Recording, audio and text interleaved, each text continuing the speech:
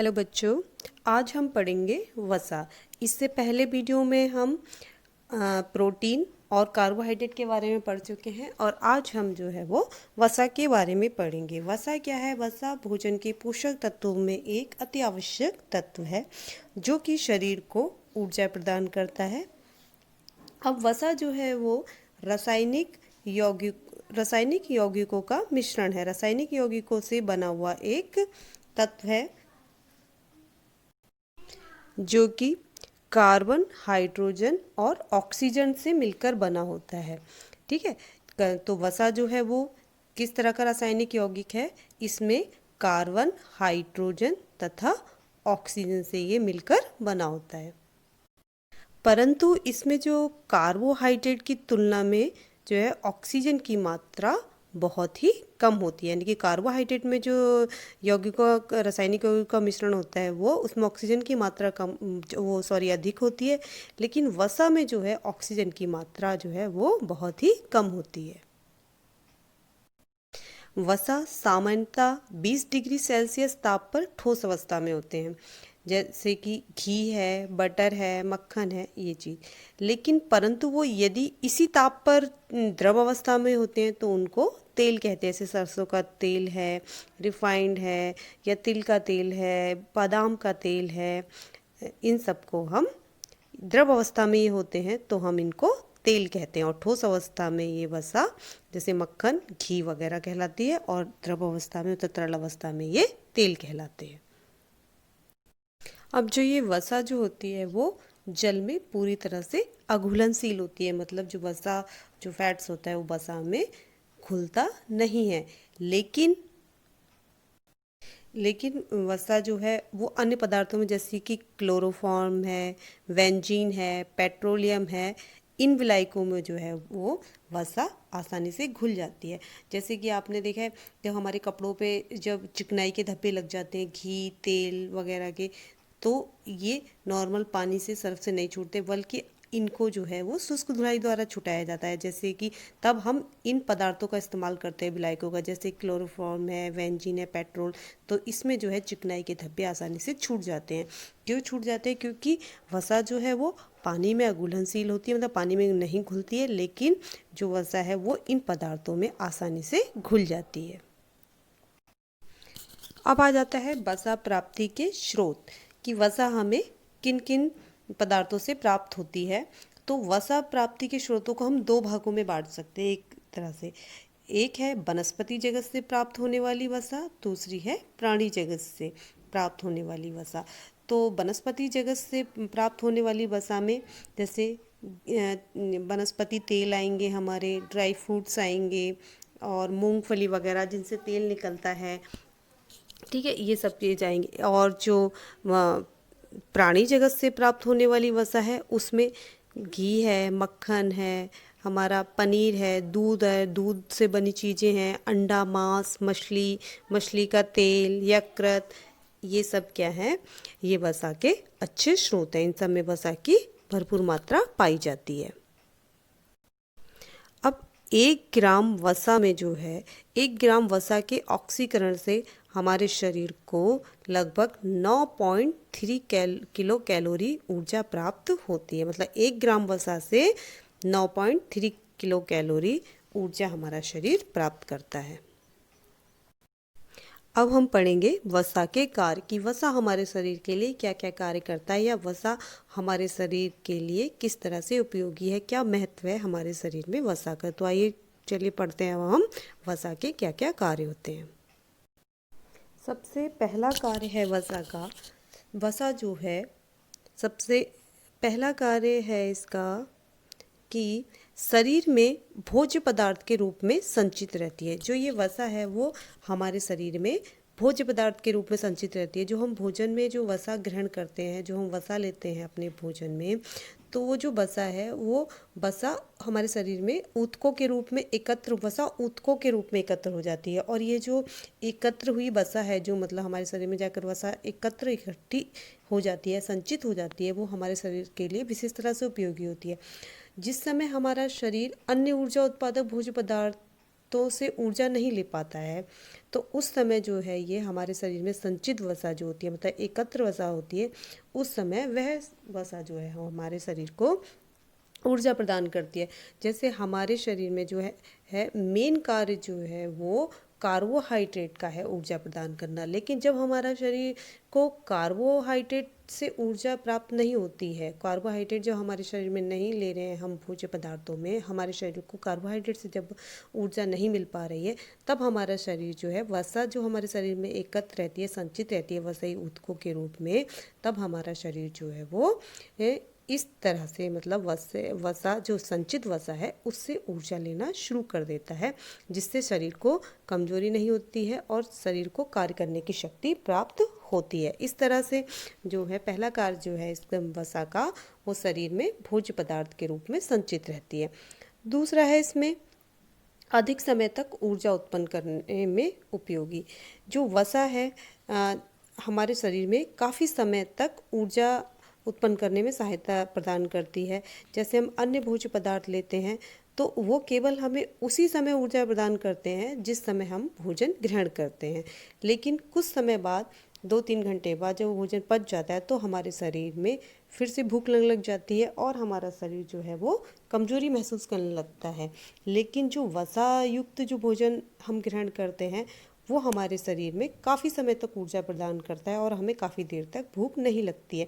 जैसे कि आपने देखा है, आप दाल चावल वगैरह या हल्का खाना खाएं तो आपको बहुत जल्दी भूख लग जाती है, बहुत जल्दी वो खाना पच जाता है, फिर आपको भूख लगने जाती है। लेकिन जब आप वसा युक्त भोजन लेते हैं, जैसे कि घी मक्खन वाला या तला हुआ पूड़ी सब्जी या तले हुए व्यंजन जो हैं पकौड़ी वगैरह, तो आपको काफ़ी समय तक एनर्जी रहती है बॉडी में और काफ़ी समय तक भूख नहीं लगती। उसका कारण यही है कि जो वसा युक्त हम जो भोज्य पदार्थ ग्रहण करते हैं वो हमारे शरीर में काफ़ी देर तक ऊर्जा प्रदान करते हैं हमारे शरीर को, जिससे हमारे शरीर में एनर्जी बनी रहती है और हमें जल्दी भूख भी नहीं लगती है।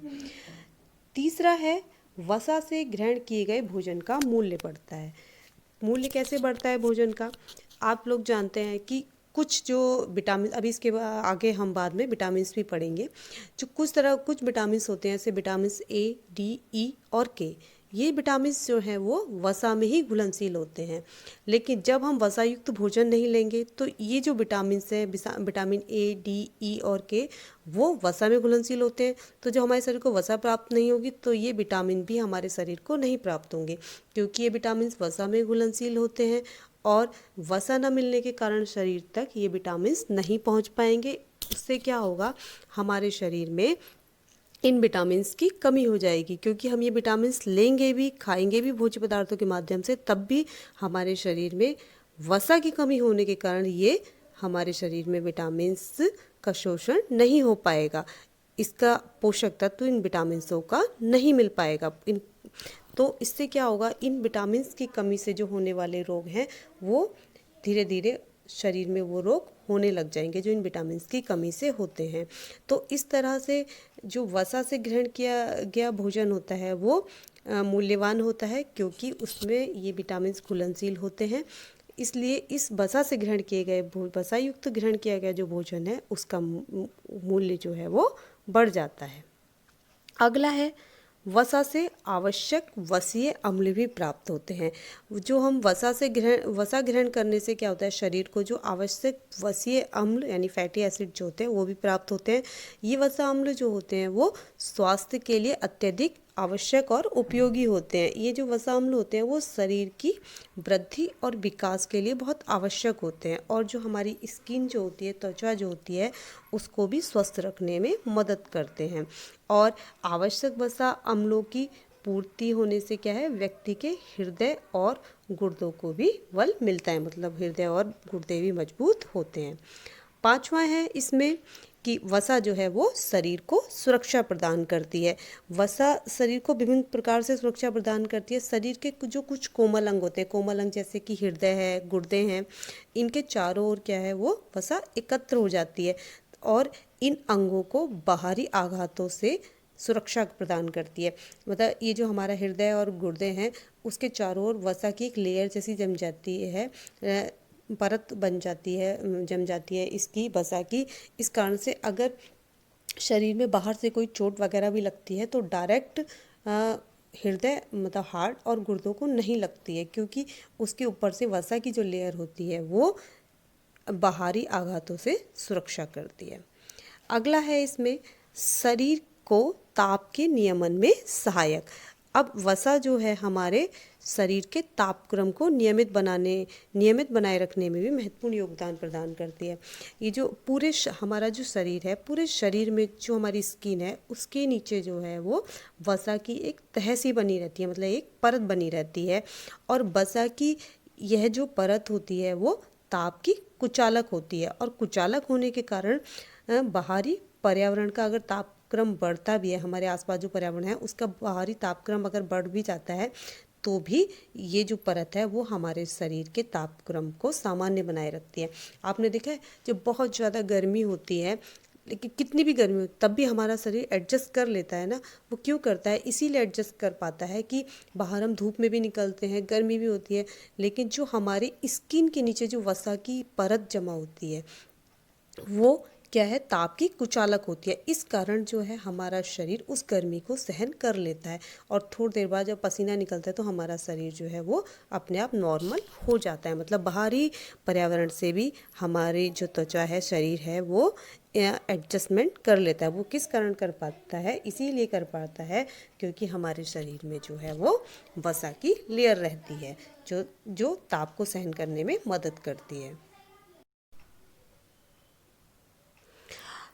अब जो है प्रोटीन का अगला कार्य है पाचन संस्थान की क्रियाशीलता में सहायक।